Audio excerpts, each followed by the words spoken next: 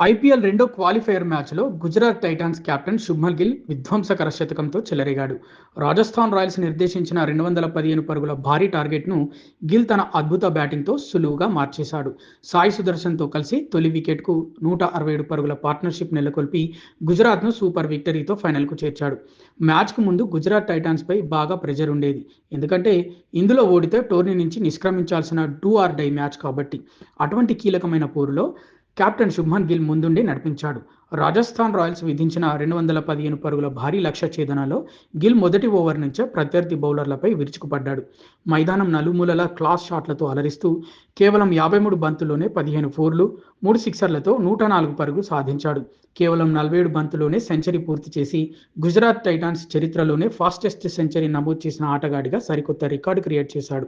అంతకుముందు టాస్ ఓడి బ్యాటింగ్కు దిగిన రాజస్థాన్ రాయల్స్ జట్టును యువ ఓపెనర్ వైభవ్ సూర్యవంశీ తన అద్భుత బ్యాటింగ్తో ఆదుకున్నాడు.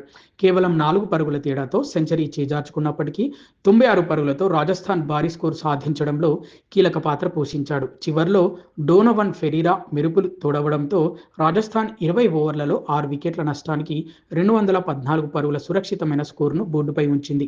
అయితే వైభవ్ సూర్యవంశీ చేసిన ఆ పోరాటాన్ని శుభ్మన్ గిల్ తన క్లాస్ ఇన్నింగ్స్తో పూర్తిగా కమ్మేశాడు. కాగా మ్యాచ్ తర్వాత గిల్ తన టీమ్మేట్స్తో పాటు తన ఫ్యామిలీ మెంబర్స్తో కలిసి గ్రౌండ్లో సంబరాలు చేసుకున్నాడు. ముఖ్యంగా శుభ్మన్ గిల్ తండ్రి తొడగొడుతూ మీసం మెలుస్తూ గ్రౌండ్లోకి పరిగెత్తుకుంటూ వచ్చి గిల్ను కౌగిలించుకోవడం అందరినీ ఆకట్టుకుంటోంది.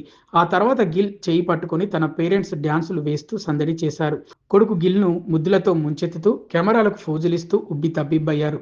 క్వాలిఫైయర్లో గెలిస్తేనే ఇంతగా సంబరాలు చేసుకున్న ఆ ఫ్యామిలీ ఇక కప్పు గెలిస్తే వేడుకలు టాప్ లేచిపోతాయనడంలో సందేహం